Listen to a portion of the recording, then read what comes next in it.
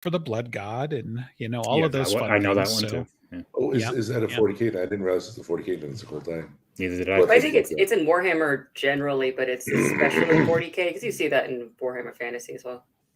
Right. Yeah, because and like Warhammer 400 Fantasy and 40k are like they're different universes, but they're basically like the same chaos gods, I think, and some other stuff like that. I really don't know the connection between them whatsoever because I know a little bit of Warhammer Fantasy. I really like the Total War games. Sure. I don't understand how they connect to 40k at all. Right, Vermintide. Vermintide is so much fun, man. Isn't all the factions in fantasy, the 40k ones, they're like equivalent? They're like translated over in a way. The Dark Elves, roughly, Elves, still the kind of same culture, just future stuff like that. Kind of, but like the other problem is like I'm not even sure they're on Earth, right? And Earth, Terra is of course a big part of 40k, it being the capital still and everything. But like obviously, like the elves and the Eldar are not the same. Those would be different things. Like, could you just imagine the background of like, well, we hated all races other than ours, so we exterminated them all, and then we went to space and found more freaking elves? Are you kidding me? Like, didn't we just lose, you assholes? Didn't we just take care of this? Anyway, you Merry and the Christmas. Dwarves, I've lost my touch for genocide. Right. What? Happy holidays. We're talking about Grimdark. No. Yeah, no, this turned into a 40k stream suddenly. Yeah. I mean, if you think about the Muppet Christmas Carol, it's really an allegory. Is there anything more diametrically opposed than the Muppets Christmas Carol and Warhammer 40k? Yeah, I think Mr. Rogers probably is a little more diametrically opposed. All right, you telling me he's that probably got some he doesn't need skulls for the Skull Throne and blood for the Blood God? Like, well, he played with puppets, and who knows what was going on in that world. Blood for the Blood God. That's it. Anyway, so you guys took this way too seriously. I can tell. Okay, so now we're talking about the greatest adaptation of A Christmas Carol ever put to any kind of media, according to EG. Yeah, but there's a new one come out just now that might don't rival care. it. With Ryan Reynolds and that's not go away. Leave me alone. He did A Christmas Carol. Goodness. Him and was it Will Ferrell? His name is. Unless it's like a very Deadpool Christmas Carol, I don't give a shit. Spirited, it's called. That sounds terrible. Lynch Briggs. Oh, geez. Okay, I did see this. Sort of just like that's not A Christmas Carol, is it? It is. Okay. What's the last good thing Will Ferrell's even done? I mean, Elf. I don't know. Like, what was after? No, I don't just mean Christmas related. No, I mean, I'm just saying straight up. Like, yeah, that's what actually I was like. Ryan Reynolds, musical. Ew. Yeah, I don't know. Like, I don't know that I need to hear him singing. Well, he was in La La Land. Yeah, that like was Ryan I said. Gosling. Yeah. Same thing. Yeah, like he was in La La Land. Even if he was in La La Land, that's not exactly a run out and go watch La La Land for me. So, like, does he accidentally like murk a bunch of people on the way? So yeah, we do not accept Ryan Reynolds unless he is Deadpool.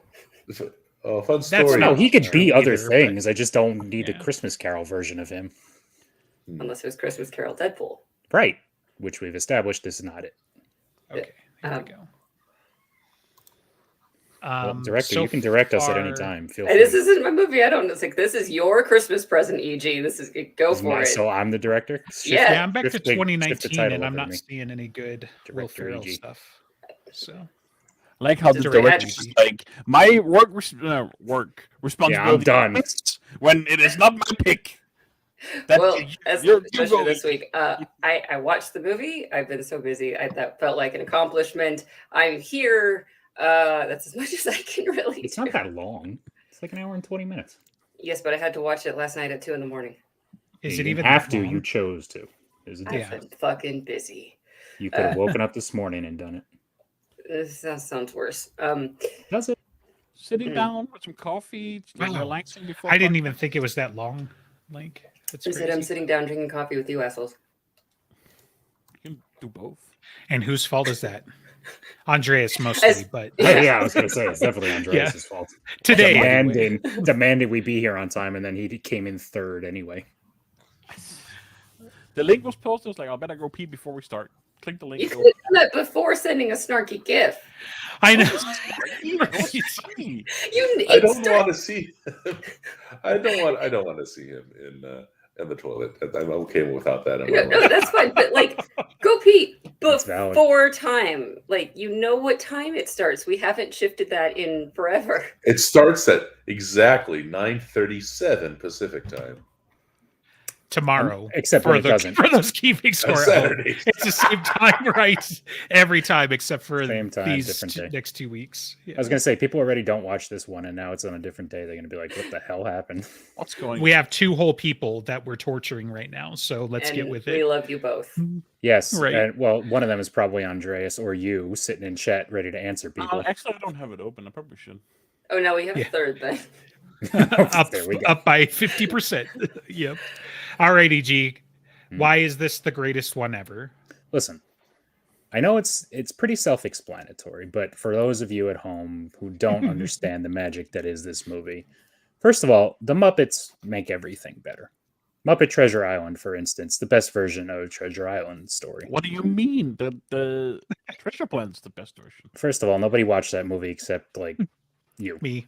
and him. Oh, I remember that movie. Yeah. I thought it was I fun. got you, Andreas. There you go. Yeah. Number 2, in both these movies, you have impeccable casting with the main human. Yeah, Michael Caine playing the straight man perfectly, who insisted, as I found out over the years, insisted on playing this as straight as a Dickensian thing as he possibly could. He was not Right. leaning into the Muppet shit. He was going to be Scrooge.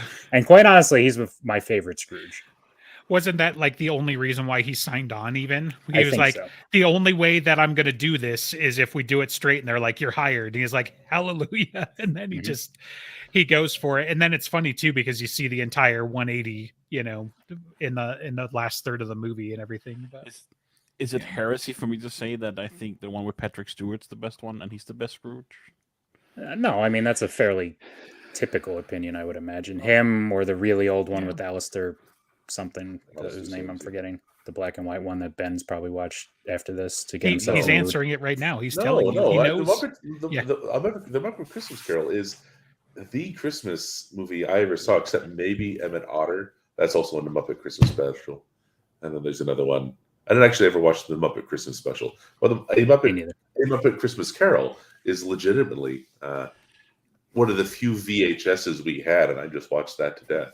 I didn't even need to have it on. I mean, I actually did watch it with the screen and everything. Sometimes I'm just listening because I see them all the time, and I could have done it with this. I remember it vividly. Like I remember the intonation of individual lines Mhm. from just my childhood. Like the lamp, not the rat. Like the lamp, not the rat. Yeah, exactly. But even down to the how half of the extras who just sing little lines sound like Fozzie. I could get each of the voices distinct in my head. So no, it's a phenomenal movie. It's a really wonderful movie. Seeing as Muppets is not like that big here, and I haven't grown up with it. Maybe some of the magic is lost because like I'm not as intimate with the characters as you are. It is very good. I think it's very enjoyable, but I think some of the magic is lost there. Possible. Yeah, That's I kinda true. You think guys that's how don't I have feel. fun in socialist countries. I had Muppets when I was a kid. There was I think it was the Pirate one, the Treasure Island one. Like I had that, and it was fun. I remember enjoying it, but that was over 20 years ago. And watching it now, it's like I'm just not the target audience for Muppets anymore. Don't think I'm the target audience for Are you even musicals. 20? Have we established this? 29. Oh no, here it comes. It's, Yeah, I don't know. I mean, for me, Muppets Christmas Carol is probably like strong third, I'm gonna say, because I actually do prefer like the Mickey Mouse, like Scrooge McDuck one better, because I think he's a lot more sour in my opinion. And I don't know, it's not even necessarily animation versus Muppets. Like I love them both, That's don't get actually me a good wrong. one. I forgot But about that one. Yeah, because to me that's Scrooge, right? Like, and then they were like, maybe if we just made a whole cartoon about it, or whatever. That was my childhood, right? Like obviously they had comics and they had whatever, and wherever the character originated. But to me that was always one of the main ones, and I'll watch that one all the time. I'd watch this one easily. We watched it last year, even though we didn't get to talk about it. But last night I put on Jim Carrey's Grinch, and as far as like best holiday movies, I don't know, it's really hard to shake that one for me. So like the whole time I was just talking about how great it was with the wife, and she's just like giving me that like, side eye and whatever. And then like the next genius moment would come on and it'd be like, come on, that's brilliant. That's Yeah, right, fucking right. hilarious. I look at So, Jim Carrey's Grinch as the yeah. holiday version of Curse of the Black Pearl. It's like there's no way this movie should have been as good as it is, and yet That's a really Sure. good analogy. I like Yeah. those both. Right. And I mean that's a fair thing too, right? Because it's got like there's so much where they really lean into like some of the more original source material, right? They're pulling the book or the song or the original 66 adaptation, but then they put in the hammy like he crashes the car and then it's going to explode. It has no business being in the movie, and you just see him sprint away from an explosion from this tiny car, and then the bit where he's riffing on Ron Howard's directing style to the dog, like none of this has to be there, none of this should be there, but to me it's all part of the movie. Like it's all just well, it's part got the of stuff it, you appreciate as you get older when he's talking about the existential crisis stuff. Am I just Right. eating because I'm Right. bored? Right. 6:30 dinner with me, I can't Can't cancel that cancel that again. again. Yeah. Or he's throwing the mail in, jury duty, chain letter, Pink eviction slip. notice. That movie's actually Well, how I learned what a pink slip was, because like what is Oh. this thing? Why is this a bad thing? It's like, oh, now I get it. Right. The key party, right? There's a lot of adult humor in this, and it's funny because like between Jim Carrey, Ron Howard, and the studio, they were trying to strike the balance, and the studio actually like wanted more, and they were trying to get it less because they were like, fundamentally, we're making a kids movie. Kids are going to see this movie, But anyway, I don't know. So, love Muppet Christmas Carol. Michael Caine, fantastic. Like absolutely every time. Probably the first movie I ever saw him in, even, so it's like, oh, he's going to be Alfred. How exciting is that? But I think it might be for me too. But- I can't offhand think of what else I would have seen him in prior to that. right. Yeah. I think the other strong So- thing about it, and because I'm not a huge fan of musicals, some of them are fine, some of them whatever, but like every song in this one is just a banger to me. They're Yeah, all for good. sure. Did you grow up watching the? Did you watch the theatrical release, or did you grow up like with the VHS and watch the VHS release? Me, I had whichever one had this song in it that they cut out. Yeah, okay, the VHS thing. Yeah, So I had the and I did too, and I found out later that song was cut from theatrical and on the original Disney Plus release. Yeah. And the reason was that kids didn't like it, and I can tell you right now, I hated that song whenever I watched this. That's the only reason I didn't watch it more often is because That's the thing.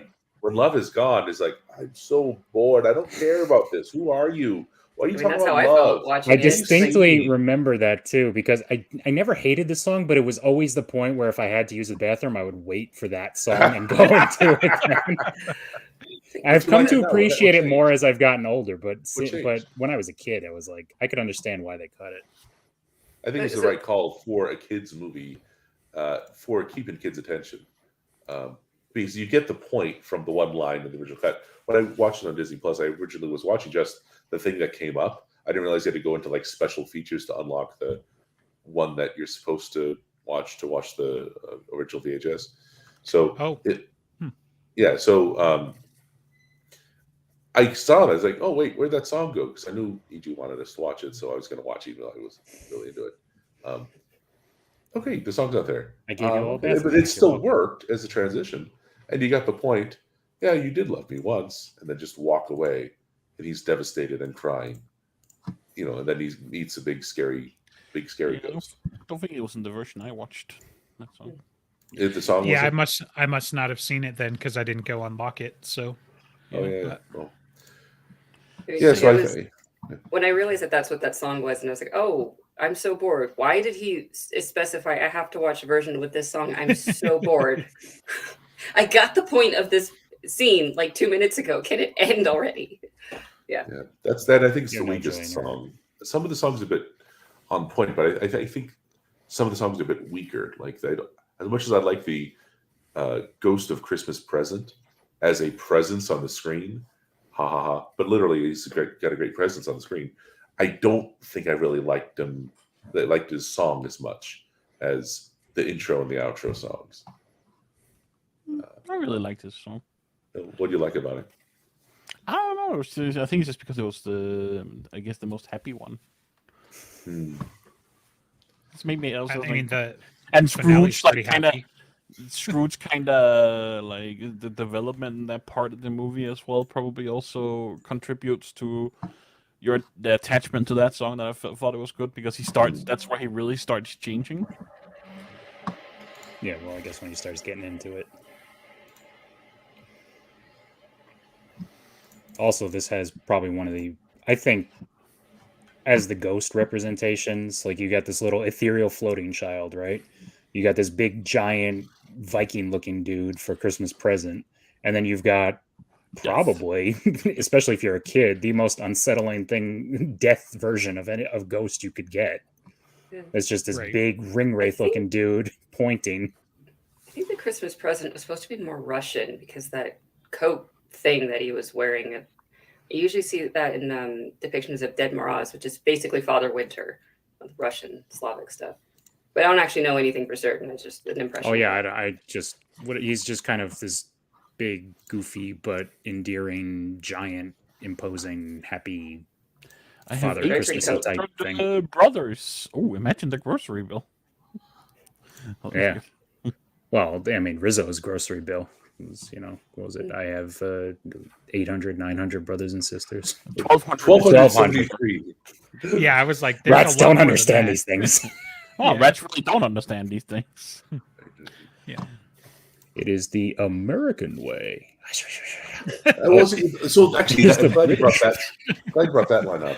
It reminds me of something that Ben Croshaw said. Yahtzee said about like the Mario games, where he said like in some of the Mario games, there's a sense where they're just a bunch of actors and a bunch of friends playing parts. Like so Bowser's not really available.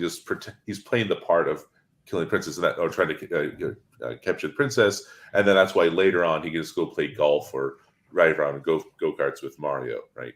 So that there's a sense where the characters kind of just aren't really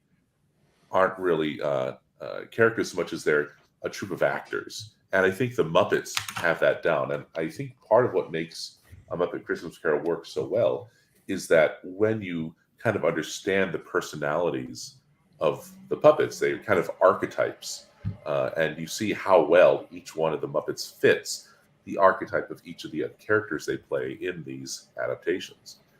This Christmas Carol is already a very strong story, very strong story structurally, but it's when that it breaks just a moment, and then you have Sam the Eagle, who's if you don't know Andres, he's the ultra patriot. That's why he's an eagle. He's like very, very stern, stiff upper lip, So that's why it's the American way. moralistic American patriot, right? American. That's kind of that kind of archetype. That's what Sam the Eagle's supposed to be, and so he breaks the character he's supposed to be playing on stage, as it were, Right. and then hey Sam, no, he doesn't even call him by his character's name, by Headmaster or whatever. No, hey Right. Sam, because Sam the Eagle is the puppet's name, not the character that the puppet's playing. I like the opening credits was also the Muppets, not the people playing the Muppets. Right. So the Muppet playing the character in the Christmas Carol. Right. Because Gonzo does that. Gonzo and Rizzo break character multiple times. Of course, Rizzo isn't a character. Like he's not in like a character from Dickens. He's just a character on screen. But yeah, right. But Gonzo does that a couple of times. Like he falls at one point. He's like, "Are you okay, Gonzo? I mean, Mr. Dickens." So they have a couple of those breaks, which helps break out of the otherwise potentially seriousness. Right. So Ben, I'm really curious. Is there a name for that kind of storytelling, that like taking characters you're already familiar with and putting them in a different setting as whatever character fits them? Because American Dad has done that a few times, and those episodes are great. It's just like the Muppets was the next best thing I could think of what has done this effect. Yeah, I think I've never actually seen anything like this. I just know from my class back in college, Commedia dell'arte. It's an Italian form of drama where you can have a million different plays or whatever, but that's the miser, that's the lover, so it's just a bunch of stock characters, I think is it. But where you have different characters putting on stock characters. The closest thing I think is the stock character level is Commedia dell'arte, and then you just have the troupe of actors below that. So I don't know if there's a word for that. Different troops of actors playing, so characters playing other characters. I don't know if there's a word for that, but And it blends with the old Greek ways of, audience and immersion breaking, where they're talking directly to the audience and all that good stuff. right. The Greek chorus and all that. Yeah, there's probably some on TV tropes. Let me look it up. Look, You're just gonna search through all TV tropes for this very Fall specific. in 40 minutes. Be like, it's okay. I got it. So other than the Muppets, who does this kind? I guess Family Guy, Simpsons, they kind of do something similar to that. Who else? I mean, Yeah, I mean- mentioned Rick and Dad with Family Guy makes sense then. Right. The Treehouse of Horror ones are usually the big ones, especially when they're doing a parody like of the Yeah. shitting. Do you want to get sued? So You want Um, to eat food? That's Yeah, that's a good It's one of example. my I kind of feel like favorites, but- Community did it in a way, like they all of a sudden they're doing the paintball and everyone's Wild West characters out of nowhere. mm.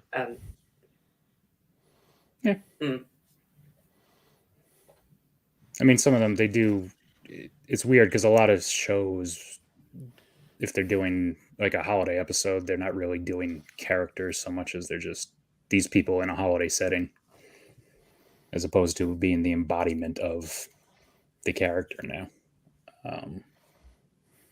Which I mean, they could have done with this one, and it still would have been fine. But it adds that little something extra.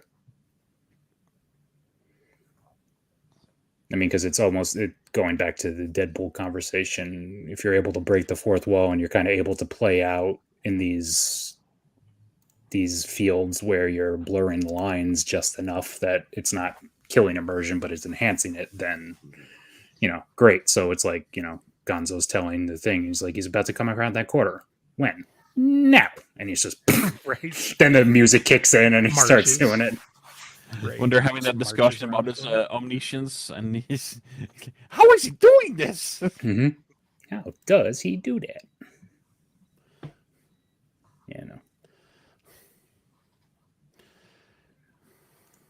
I think I really like the like I don't actually know the character from other Muppet stuff, but I really like the rat. Like he's Rizzo.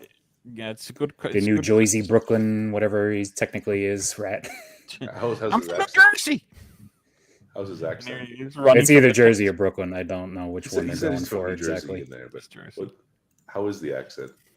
Is it a good accent? Like New Yorker. Yeah. It's always been pretty good. Jim Henson always did pretty good with his voice acting, and so did Frank Oz and all of them. They knew more or less what they were encapsulating.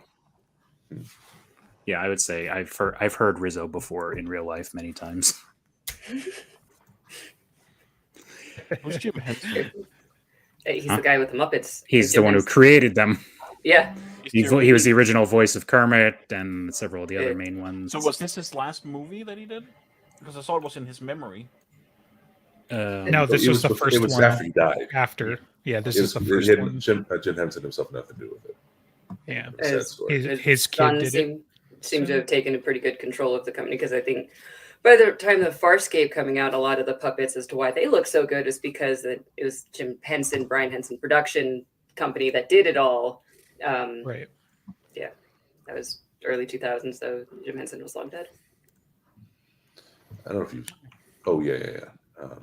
Yeah, he died in 92, 93, some 94, whatever it was. 91 maybe. I don't remember. 1990. 90. Yeah. It's funny because I just watched a documentary on him, like, I don't know, during the summer, but I forgot the year he died.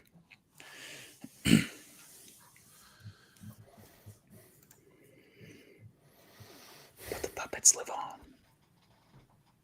As a benefit of voice acting is if someone can recreate the voice, then the character can still be there. Still pretty hard to do for some though. So Mhm. How many Some- people have played, say, Kermit the Frog, like his voice? At this point, it's probably a handful. But I think there was some effort to keep continuity in a general sense Yeah, of- see, I mean, I was just wondering if they were indistinct, like if you were able to tell them apart or not. I have no idea. I think if you listen to like the Muppet Variety Show or whatever, and listen to that Kermit versus this Kermit, it's close. I would even say it's maybe 85% of the way there, but I think this one is maybe a little. One of them's a little more nasally than the other, not in a bad way, just a little more like you can hear what they're speaking through. But I think that's the way I differentiate them in general. Do you have a favorite? I mean, I'm biased to this one because this was this one, Muppet Treasure Island, and the Great Muppet Caper. You know, those I think all are post or just about post Jim Henson. So those are all the voices that I'm most familiar with. Great Muppet Caper is another ridiculously good, funny movie for no reason. I have not seen I don't think watching it last year. I think I've seen it way before that. I could barely remember it. Before that, like I mentioned earlier, I think the Patrick Stewart one. It's probably my favorite, which has been a long time since I watched that too. And then there was a more modern for the time one with what's his name from Ghostbusters? Bill Murray. Yeah, Bill Murray, which I also thought Scrooged. was one of the best ones. Scrooged. Oh yeah, Scrooge. Yes, Scrooged is a good movie, but I think it's. I mean, yes, it's the same framework, but that to me is almost in its separate class, just due to the fact that it's Bill Murray and it's he's kind of just doing his own thing. I mean, I'm considering like watching the Scrooge one and the Patrick Stewart one tonight or something instead of Lord of the Rings, just because I now thought about them. I think Scrooged is my father's favorite holiday movie, and nobody wants to watch it with him except me at any given time. I guess I need to go rewatch it because I watched it a couple of years ago, or maybe it was last year or something, and it didn't stick with me as well. I've only ever seen it once or So- twice, so I can only remember one or two things from it. Even as funny as I think I found it, it was just one of those that, like, it doesn't stay lodged in my head in the same way Groundhog Day does. Sure, It's just been, of course. it's been so long for me that I watched them, but I remember them so fondly. So I kind of want to just like see if they hold up, especially the Patrick Stewart one, but the Bill Murray one too. Yeah, there's another one. I don't think it was the Patrick Stewart one because I've only ever seen that one once or twice. I gotta look up who was Scrooge. I think there was one in between the really old one and the Patrick Stewart one that I saw more often.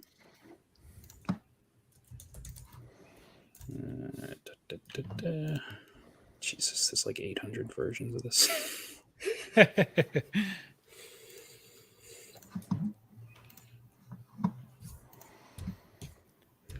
Now I think about it with Bill Murray, I can like he's kind of like The Rock and Ryan Reynolds and all those kind of actors. In the way, like when he's in a movie, he's Bill Murray. He's Bill Murray doing this movie, right? Which he's very enjoyable. I just thought about that. But he's never like he's always Bill Murray, same kind of guy.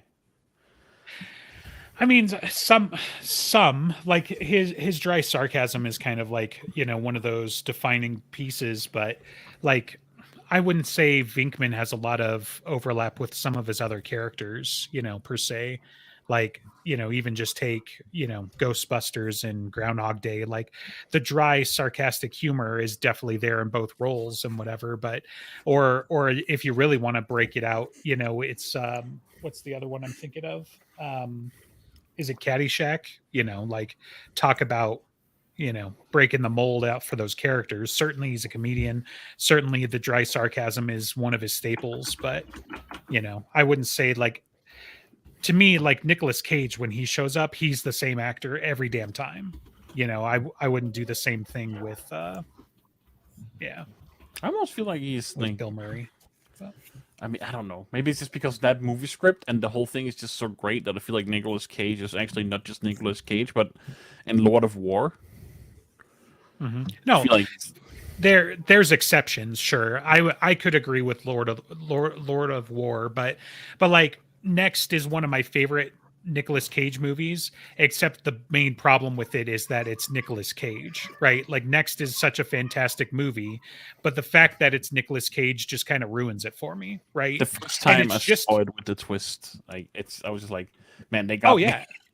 Oh yeah, absolutely. Like, and that was the thing. Like, I came in at the last 15 minutes, and thank goodness that I did, because maybe I wouldn't have liked it so much. So I come in and I'm like, holy shit, this is actually good, and it's got Nicolas Cage in it. And then I went back and rewatched it, and I'm like, oh, okay, so those 15 minutes were like the best 15 minutes of the movie.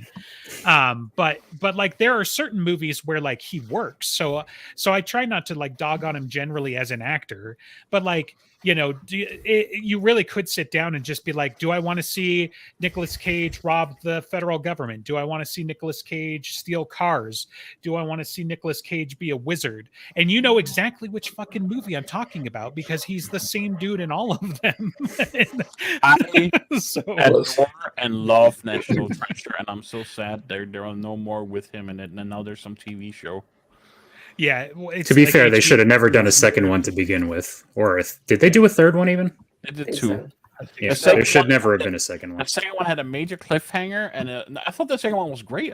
They're so good. They're like I like heist treasure hunt movies. No, the first one was good. It was fun. It was stupid. It was just in the same way you never need to make another Rock. You know, him and Sean Connery, which obviously you can't anymore. But right. you know, It's there's good they some never movies tried. that they just need to be one-offs and stop making sequels. Sure. National You Treasure. try telling studios that they won't listen. I mean, somehow they did listen, at least in terms of The Rock. But Well, I mean, The Rock is popular, but I don't think it's that popular. Like, it's the kind that everybody, it comes up every once in a while in threads and stuff. It's like, oh, yeah, that movie is just really good for no reason. And everybody's like, I still need to watch that someday. Because it's just, nobody really watched it. I mean, somehow I've seen this multiple times, and it's okay. It's enjoyable. But when I most recently rewatched it, the dialogue's kind of bad. The what? The dialogue. It's like the words that people say I mean, are overly it's- cheesy. I was going to say, it's it's a fairly blatant script.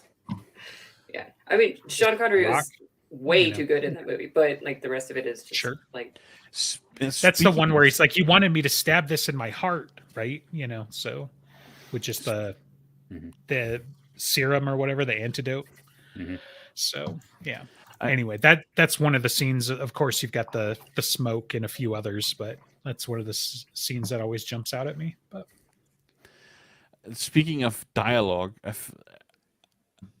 and Christmas movies, like I was watching Die Hard 1 and 2 yesterday, and I really liked the second one, but the dialogue in the first one is just way better. Well, the first one in general is just way better. And then the third one's the next best one. The third one's really good, but not a Christmas movie. No, it's not. But if since we're bouncing around, we're talking about Die Hard. The first one's the best. The third one's the second best. And then the second one is the third best, probably. I don't think I've ever actually seen the second one more than once. Oh, I like it. I watch it every year. it's a good thing they stopped at 3, though. It's Same with there's Indiana this Jones. line in the movie that I haven't thought about before, where I thought about it this time when he said it, where he's like, what sets off the metal detector first, the lead in your ass or the shit in your brains? And I was like, why would shit offset metal detectors? What is this line actually? Doesn't make any sense, man. Yeah. So the thing about trading insults is that if you take too long to parse the insult and respond, you lose. So the fact that you got, hung up on that means that you already lost. So That doesn't make Yeah. any sense. Luckily, all the insults in A Muppet Christmas Carol are perfect. Except there aren't that many of them. When he All right. threatens to fire them because they wanted Hutter, and they all, oh, island! This is my island in this heat wave. I really like the line, "There's more gravy than graveyard" about you. Which is And her husband's like, "That's a good line," and then the Marley started saying like, "That was a bad pun." It's like, I loved that thing. Well, it's a line from it's a Dickensian line. It's an actual. It's line. from Dick Dickens. So that's Wow. when that thing Okay. I shared in the Discord. I think was very prescient. It's this. I think it was it. Dark Wall Light Room or something like that. Light Wall Dark Room. The guy's big thesis being that The Muppet Christmas Carol is the best Dickensian adaptation, most Dickensian adaptation of The Christmas Carol, because it has a narrator, because it has this kind of goofy burlesque attitude about it, where it's all very kind of vaudeville, flashy, which is totally Muppets, and so that line is totally Dickensian, and all the cheesy lines that they did come up with the Muppets. People always say, "Man, Dickens wish he wrote that line." That's the kind of thing like that Dickens wish he thought of. Knowing that was a true Dickens line is the best sell I've ever had of wanting to read Dickens. Yeah, no, it's popular No, fiction. don't do it. It's Don't popular do it. fiction. It really I don't know if I will. No, I have okay. way too much. Diverging opinions here between Ben and Justin. Let's hear. Yeah, when okay, have so- we ever disagreed? To be fair, Never. You and me? when? Like today? You guys can't even agree on beard length. Yeah. I mean, come on. Yeah, I know, right? So mine's even due for a trim. I wish it wasn't. I but, just it trimmed mine is, today. so, yeah. By that I mean I went to the barber, got a haircut, and said, "Can you shape this up, please?" Nice. I don't want to do Okay, it. so the reason so Dickens is one of those things where it's like, okay, as a rule, I hate Dickens and I hate his writing. He has some very important classical works, but the important thing that you need to know about Dickens is that he wrote serials. And so his books are not books. They are collections of chapters that he was getting paid a nickel per chapter or whatever the hell he was getting paid. So they took all of those and they bound 400 chapters and they called it The Tale of Two Cities. And so, like, there are some books that he wrote as books, and I'm sure that those are fine. But, like, like Tale of Two Cities, especially, that murdered my love of literature, that murdered my love of Dickens, that murdered my love of a lot of things because it was required reading. And I mean, I should have been all about it. It's the French Revolution. I'm French. Like, come on. In high school, I was actually excited to read it, but it is so badly drawn out and just all of this stuff. And partly because he writes them as serials. So that's my main caveat, right? Like, obviously Christmas Carol, one of the Christmas stories of all time, right? We watch it every year. It's got multiple adaptations, all of those things. You got to credit his genius on that. But then you got to also understand that because he was writing things as a serial, like, you can't just like walk into one of his books and you're just going to sit down and read it and it's going to be okay. Like, I mean, if you get into that old literature, just forewarned is forearmed, because, like, if you ever thought that the Lord of Rings was like dull and drawn out, you got nothing. You got nothing until you read Tale of Two Cities and some of Dickens stuff. I was going to say, once you get past the even opening line of A fucking Tale of Two dwarves. Cities, you can put it down. It was the Right. best of times. It was the worst of times. Once you get through that, you're just put it down. You're fine. Yeah, funny thing about that's pretty much the first line, and then it goes on for like a page and a half telling you about how terrible and everything's been in recent history. But like, yeah, it just, to me, that's Dickens, right? So when people are like, "Oh man, I love Dickens," I cringe every time. No, you because don't. it's yeah, like like how, so You're lying. You're just lying to me. I've never thought of actually like seriously wanting to read Dickens. I wasn't forced to in school or anything. It's like, Right. because there's movies, and it's like I was forced to watch the Christmas Carol. I think I had to watch the Patrick Stewart version in school at one point. I get it. It's fine. But other than some general sense of misery, it's like I don't know if I need to read the book about that. But if he's got dumb puns, okay, maybe I can find an abridged version. I don't know. Or movies. I think the reason to read Dickens is because you love the characters. If you go into it expecting a soap opera with only a certain number of seasons, I think you're fine. Because I think that gets across, it kind of gets past a lot of the objections. You see what I mean? Because soap operas don't know where they're going. And they mostly just follow characters. And there's inconsistencies a little bit here throughout if you pay too close attention.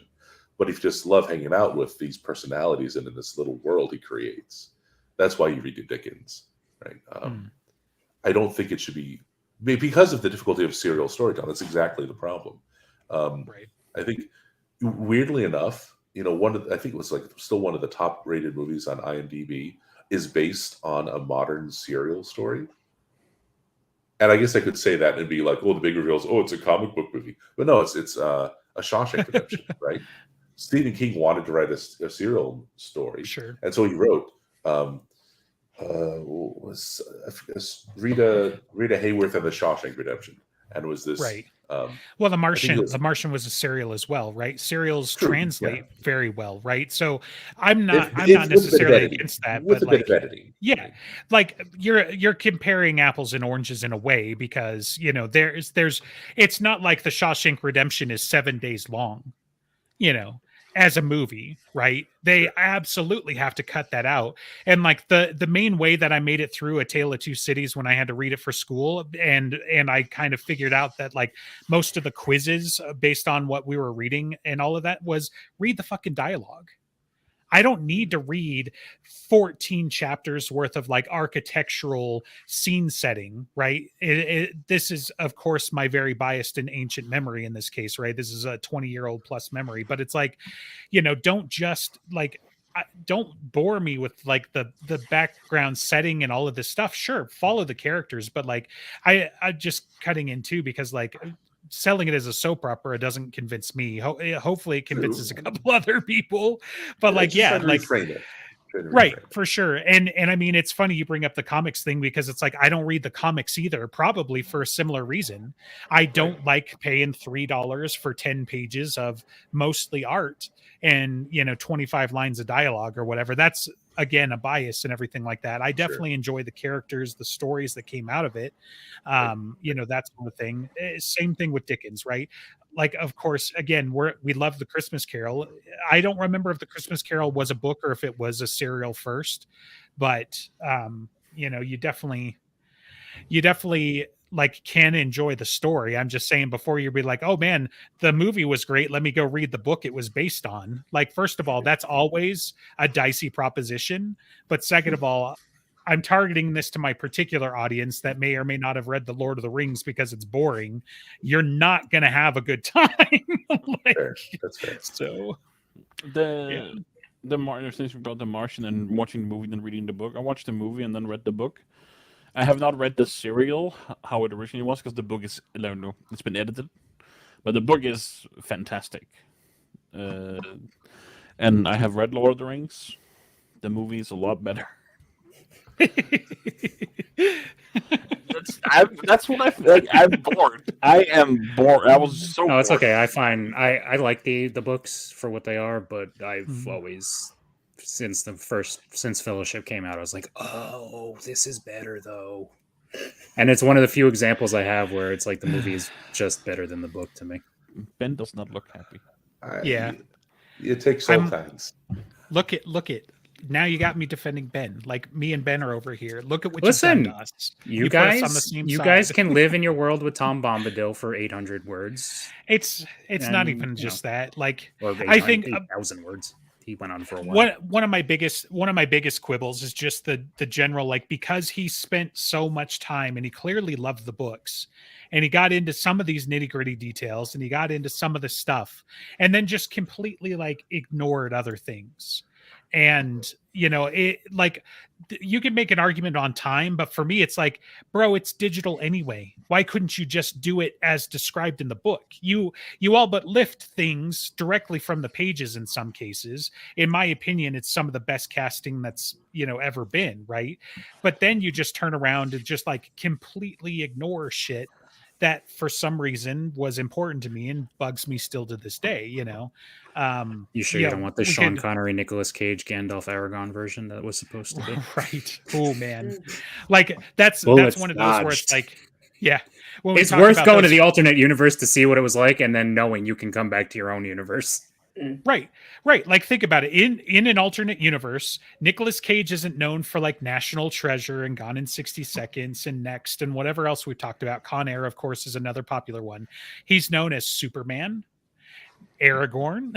Like, there are a lot of really good movies that we dodged a bullet on getting the I was going to Nicolas say, I Cage feel like that's star. exactly the same. So- It's our universe, but he also played those, so all those are like, oh god, you want to see Nicolas Cage play Superman? Oh, you want to see him play Aragorn? Right. I've actually seen him in No. the screen test suit. No thanks. With the long Funnily hair and enough, everything. It's like, didn't Nicolas Cage play Superman? He was No. supposed to in that There was test footage, I think. did yeah, that canceled. I think he actually did end up playing Superman at one point, though. In what? Like a 12-minute cartoon. I think it was like No, a Teen Titans movie cameo. Hmm. Let's see. Oh, okay. What, in like the last Teen Titans movie that came out a couple of years ago and he voiced it? Titans go to the movies. I think so. Yeah. I had no Yeah. idea. I was definitely talking about like what he was up right before somebody else, and they like switched directors or something and Yeah, oh, yeah. recast All it. that whole that documentary on that production is just like you want to talk about development hell. It's like the poster Right. child. Right. Well, this has been a really weird Nicolas Cage themed episode. So I guess you have to watch Pig next episode or something. yeah. I keep hearing that's good. So Yeah, at I've what heard it point- several times that it's really good, but that literally only that it's good and it's called Pig is all I know. That's probably the perfect situation to watch one of these movies. I'm hearing a lot of good things about Avatar, so I wasn't gonna go watch it. I'm hearing the opposite, but I also hated the first one, so I don't I'm care. gonna go watch it. I don't believe anything that comes out about Avatar at all, not until another year or two, because I think all of the opinions right now are paid for. Good or Probably. bad, I think they're just paid for opinions to create drama and internet traffic. They literally need to make $2 billion to break even, supposedly. So yes, probably. Well, you I know, mean, like that's the thing. You signed on for this shit for 5 fucking movies. Like, do you not remember the only reason Avatar was as successful as it was is because of the, for the time, visual leap and It's 3D awesome. movie money, which nobody wants to pay for anymore because everybody fucking hates 3D movies. not to it's mention supposed it's to be been similar leap. 13 years. It's been Yeah, 13 And it was a bad years since movie to the first begin with. I'm movie. sorry. That story sucked. The story did suck. It's not. I don't know if the story itself sucked, but it was definitely a retread of material everybody's familiar with. Right? There wasn't hardly anything new other than maybe like, oh, I body swapped with an alien or whatever. Like maybe that was a thing. Like we grew an alien clone body and now I've got legs again, and so of course I betrayed the US American government because yeah, sure, they're from Earth and it's a corporation and whatever, but like again, the tropes are like a mile wide, right? Like you could see those tropes coming from anywhere. Yeah, what was that phrase that Ben so- said earlier of insert character here type? Like, they were as predictable as you could possibly be. Sure. Well, it didn't help that, some people thought that Sam Worthington deserved to be an actor for some reason, and I don't understand it. Hmm. That would happen. They gave him this in Clash of the Titans and something else that I'm forgetting. Oh, there's like a Terminator movie. That's what it was, Salvation. Yeah. Yeah. Okay. Is Very that also confusing. in Fast and Furious 3? Well, nobody watched that movie. Nobody watched Tokyo Drift. Ben, One of my favorite lines. I've never seen Who the Tokyo hell Drift. isn't? The only part of Tokyo Drift I saw kidding was the me? clip they used in like Fast 8 or whatever that was. Yeah. Oh. Sorry. Listen, they went to space, so I mean, the next up is either the fusion between Jurassic World, which all sucks, and Fast and the Furious, which will be the only reason I watch the next Jurassic World movie is if it's Fast and the Furious combined with it. It's the reason you all got the gift that is the Chronicles of Riddick. No, I don't know. Anyway, I'm not even entertaining that. So What, Fast Tokyo and the Drift? Furious Journey to the Center of the Earth. That's what we need. They Like drive on Sure. the inside of the curvature of the Earth, and they're We just already like, have core. Do we Right. need- Yes, that idea. right? Like, but did you have core with Vin Diesel? And I don't know if I need and core all with of this Vin stuff Diesel. and all of this stuff with family. Look, did you need 5 more fucking Fast and the Furious movies? Did you get them? All right. To get back on topic, though, a very fast Christmas Carol, Oh my god. Yes. because that will easily become my second favorite version of a Christmas Carol. Is if the Fast and Honestly, Furious if people do. they did it straight, that would be funny. If they took it way too seriously, Well, yeah, no, you can bring back Paul Walker's ghost as Jacob. No, or I his knew you brother. were gonna go there. That's No, his sad. brother. Make his brother play his ghost. He could That's play. fancy. He could play Marley. with Right. how far AI has come in deepfakes. It's and shit, listen. we- It's No. there. It's ready made. Oh, Yeah, what you need is him trying to race away from the ghost of Christmas future, obviously. So he's I was trying to gonna say, literally so outrun what death. they bring back from the first movie? They bring back Han as the ghost of Christmas past, right? The Asian guy who was like the villain. They bring back whose Christmas present will be somebody, and future God only knows what they'll decide for that one. It's got the elements are there for a very fast Christmas Carol. I think you should pitch this. This is like a big money maker.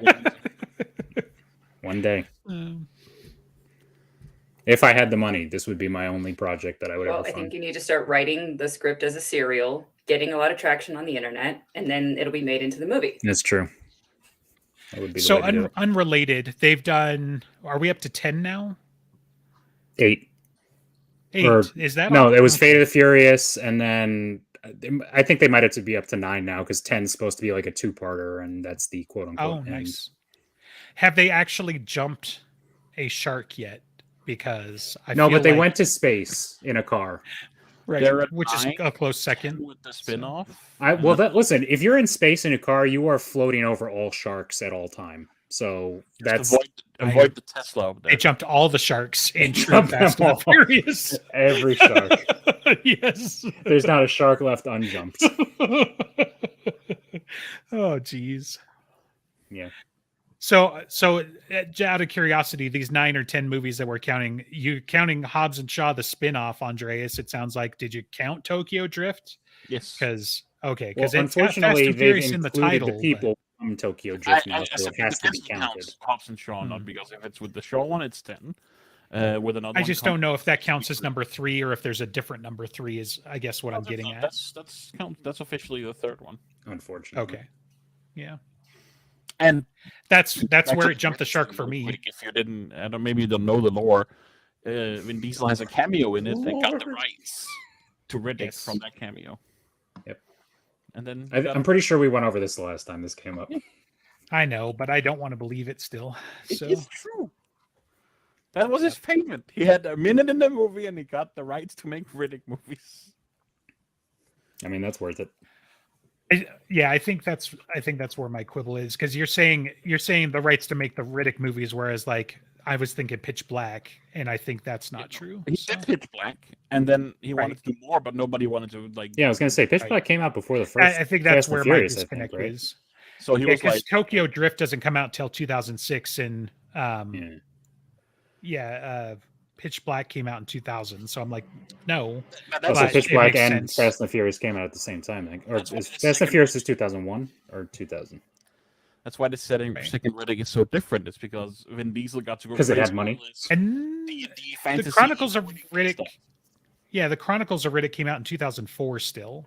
So like, unless they paid him up front, like I'm Maybe. still not seeing that. But I'm fairly sure he's like that's. Not- he's- Well, maybe it was are we saying that you Tokyo can do Drift, this, or but are then we you saying have to Fast and the cameo in this Furious in shit. general? Like, Tokyo yeah, Drift. yeah, because Tokyo Drift was 2006. So Says Good here, story either way. All right, a very fast Christmas Carol. Let's make it happen. I know, right? Get to writing. It'll be funny. It'll be something like Vin Diesel's actually the age that Michael Caine was in the original. Like, so it'll make sense. So, like, is he Scrooge or is he something else? I'm Like, not sure because to make him Scrooge conflicts very heavily with family is everything Family. mentality, Yeah. superpower Right. that he has. He's Bob Cratchit. so he's obviously. okay, or the Ghost of Christmas Present or something. Like, so Well, so we would have to make this then. You'd have to age up like his son and make it about his son becoming disillusioned somehow. It's the And- third one. Okay, that's why I got the timeline mixed up. I'm pretty sure he didn't do the second Fast and Furious movie because he was working on Chronicles, and then that bombed, so he got the rights gotcha. after that for the next ones. Okay. Oh, okay. So he did it for the third Riddick movie.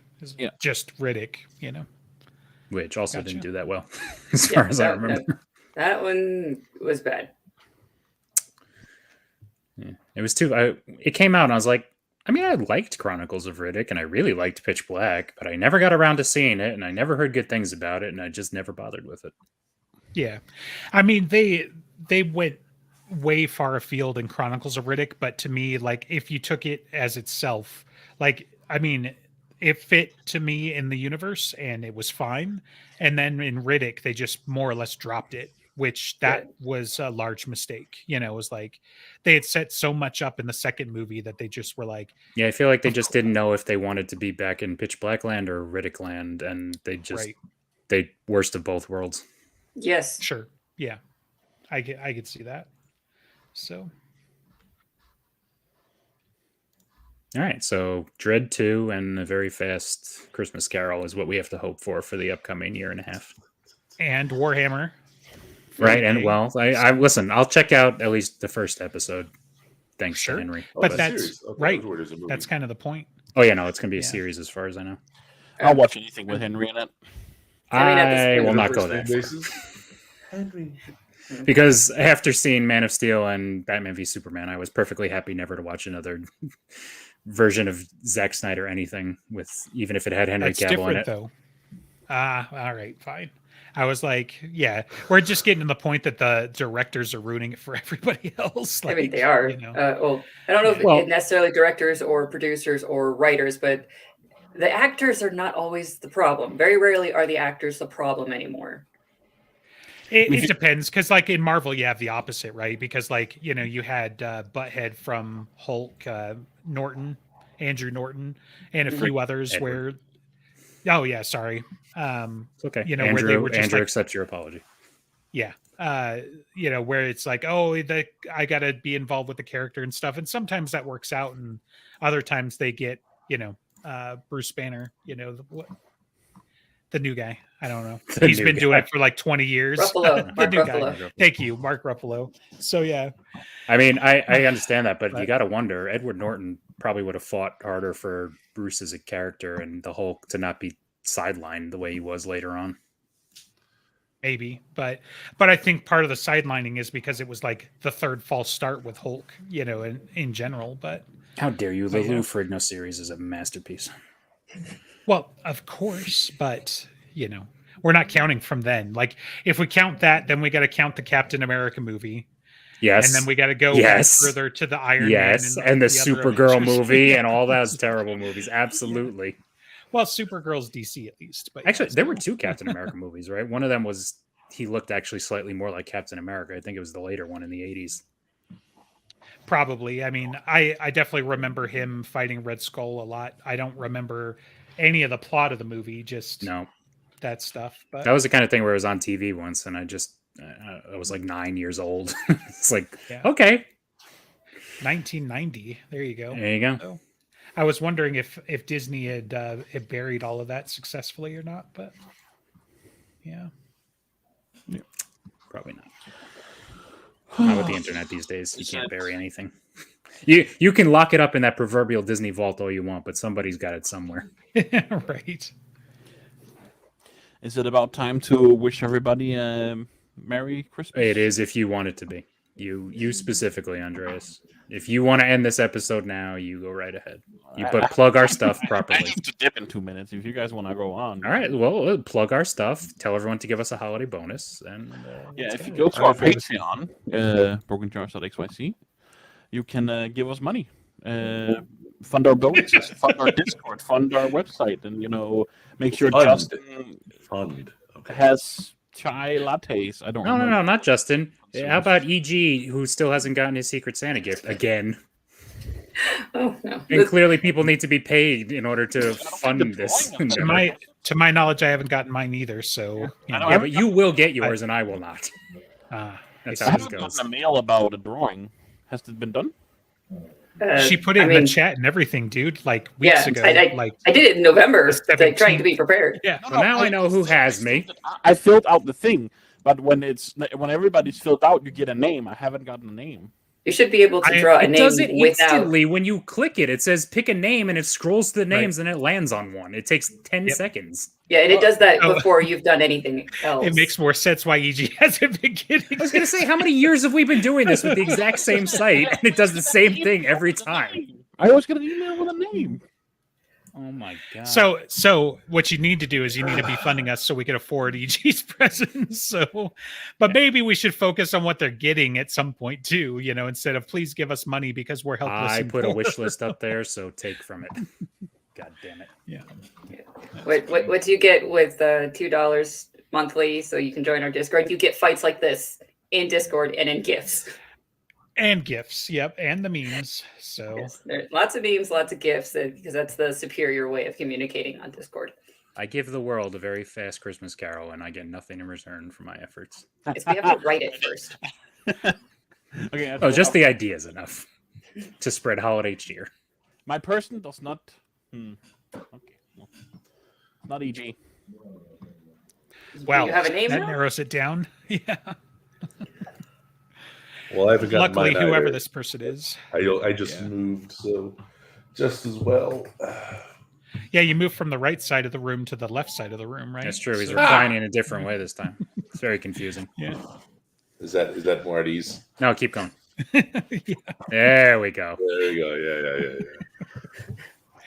Is that a fireplace? What are you doing with a fireplace in I California? told you I moved. Yeah, but it doesn't change the fact that you have no need for a fireplace in California.